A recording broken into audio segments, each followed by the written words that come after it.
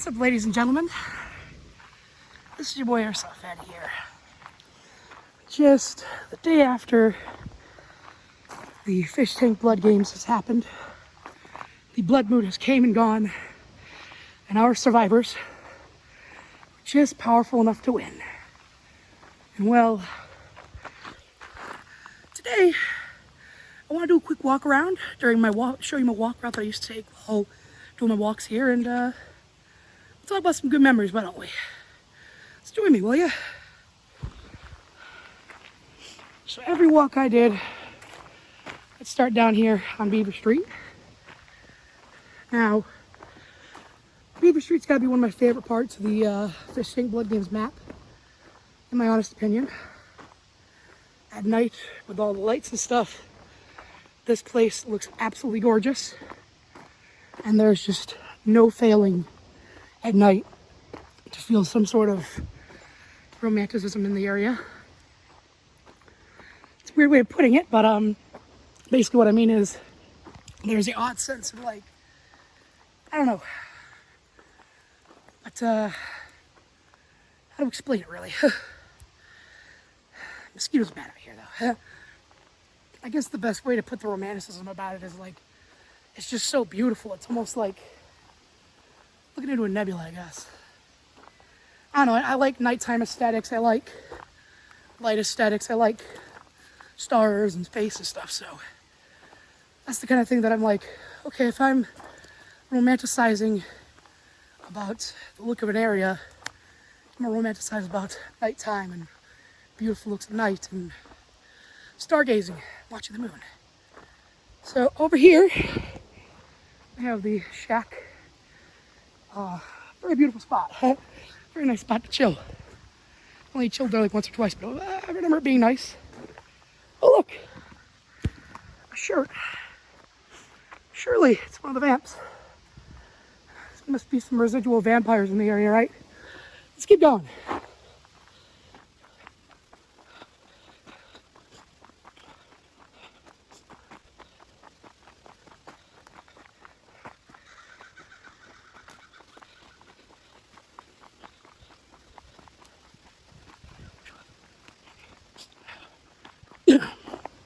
So once you get to this point here, I start changing direction towards arena.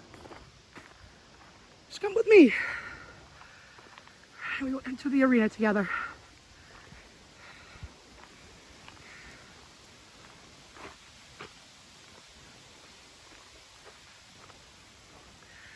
So here we are at the arena.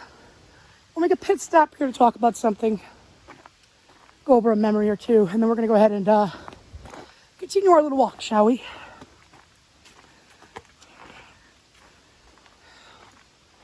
So over here is where we did the oh wow, that is messy. Over here is where we did the cell challenge.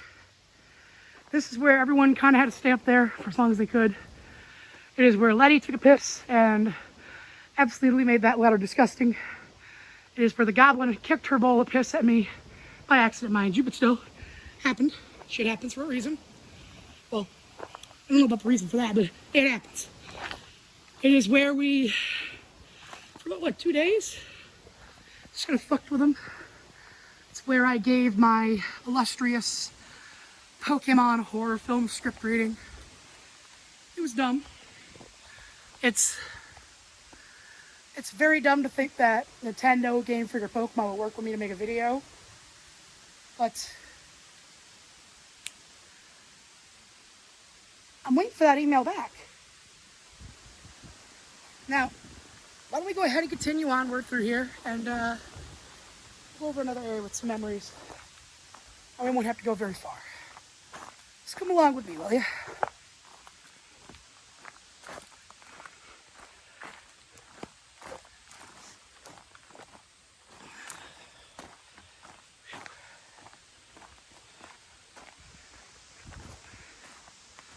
Now we are entering the stretch. This is a pretty rugged area. I actually like this area a lot. It's real rocky, rooty, and it is dangerous, but it is also a very fun trail. I like trails like this with a little bit of challenge. they help make things a lot better. Went ahead and re-zoomed it in. Let's keep going. So as I said, the next stop is just up here. And for those of you wondering, fellow freeloader, our town crier, Dunye, posted on Twitter how I got injured. A lot of you guys made some funny jokes about, 3 minutes of being a vampire and you fucking got hurt. So this is what happened, and I'm gonna explain it real quick and do a walkthrough. Right here's a fallen log. Not fun to hit your head on, okay? I was sneaking right here. I was gonna come up on Jimmy, and my foot was right here. I was gonna sneak. He hit me with a flamethrower. And you know, any good RP is gonna RP that death. So I was backing up. Foot got caught in the bottom part of the log. I went back and I smacked the side of my head right around this area. And you know, clearly I'm okay. It's the day after. I'm still doing just fucking fine. Still walking, still enjoying myself. It's a slight headache. And it's natural when you hit your head. But I don't hold anything against Jimmy. He was actually doing exactly what he was supposed to do. That was my fault for not checking my footing. So Jimmy, don't you feel bad about that. That was funnier than shit, and I only wish we had a better camera angle for it. That being said, that is our brief memory there. A good time, I should say. Let's go over this big ass log in the middle of the road. Let's keep going, shall we? Now it might be a second before we reach our next spot where we talk, so let's just make our move, shall we?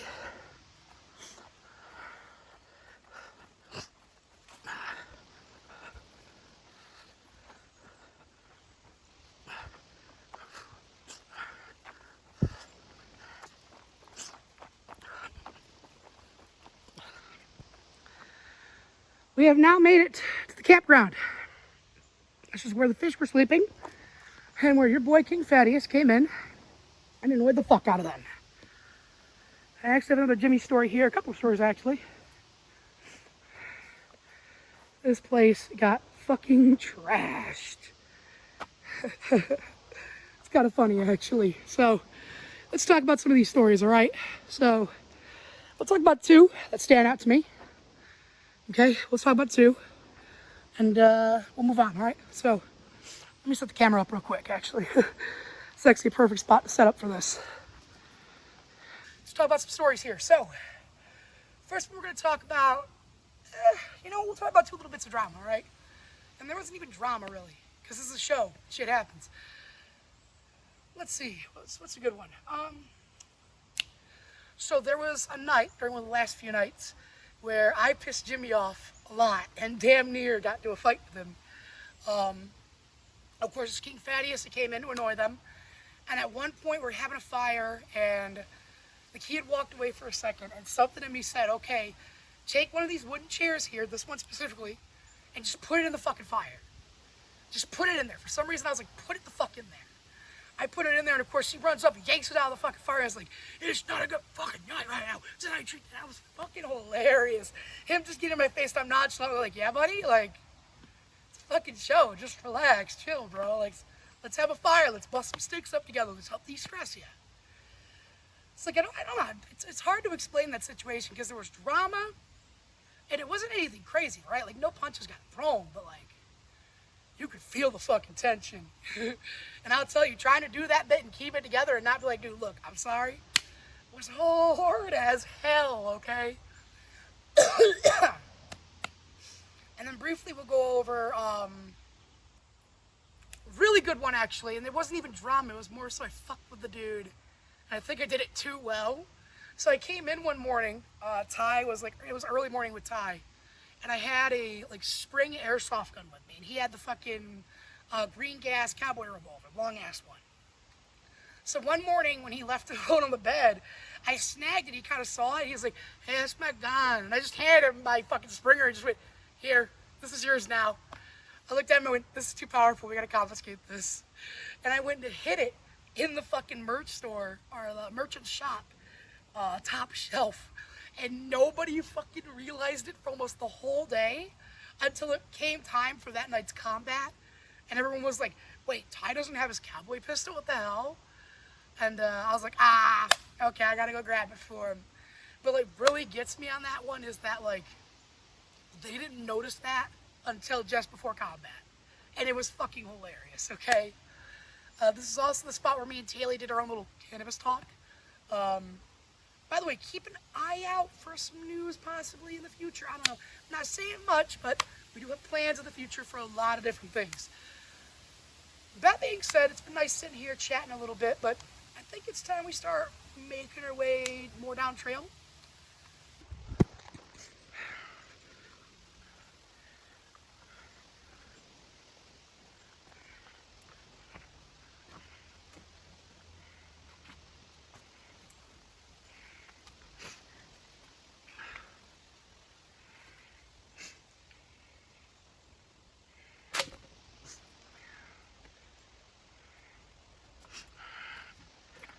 What the fuck?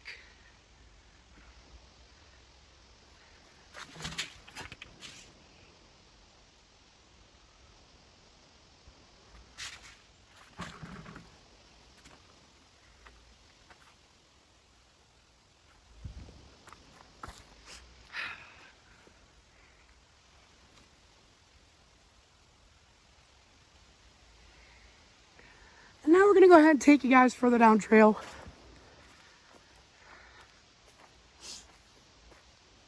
Let's keep going. Shall we?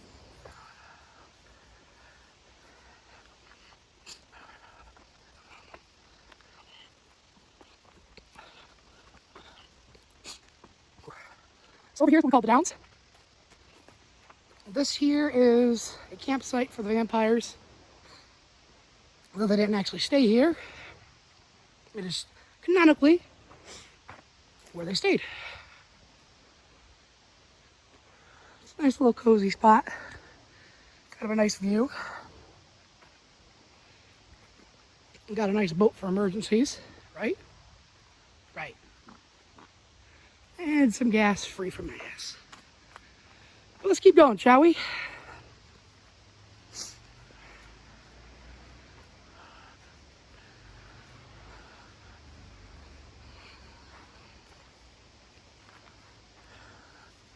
So there's a giant stick teepee. They have a couple of these actually, and they're actually kind of nice. Would have been cool to having the fish stay in those, huh? Let's keep going before I run out of space on my phone. So this here's another really, really, really cool spot at night. I don't know what that says per se. Let's just look at another spot of the Downs. As you can see, another stick teepee. Just a beautiful, beautiful look at night. It actually feels like you're kind of walking into a horror scene. And in this area, it's real hilly, some weird ass angles. So it's definitely like, you know, higher difficulty spot. So we're gonna keep going. We're actually almost to the final part of this walk. I don't have any real stories until we get to the end here. So let's just keep going.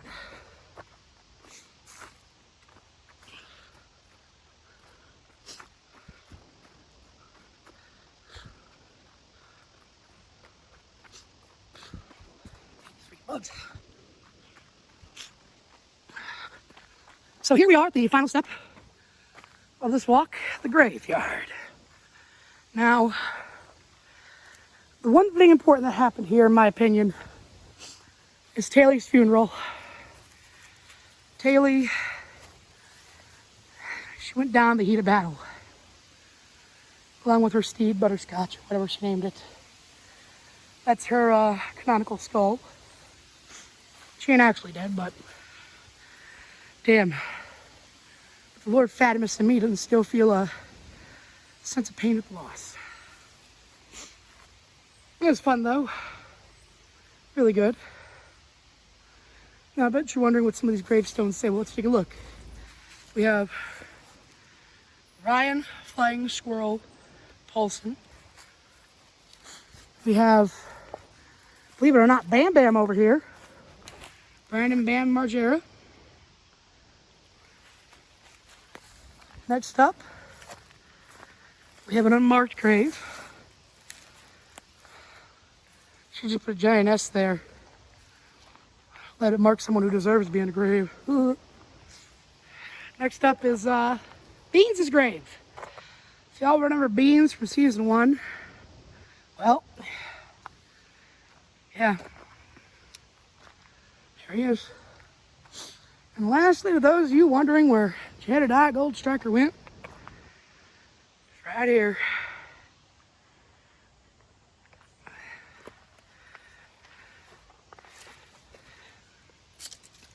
What a cracked headstone.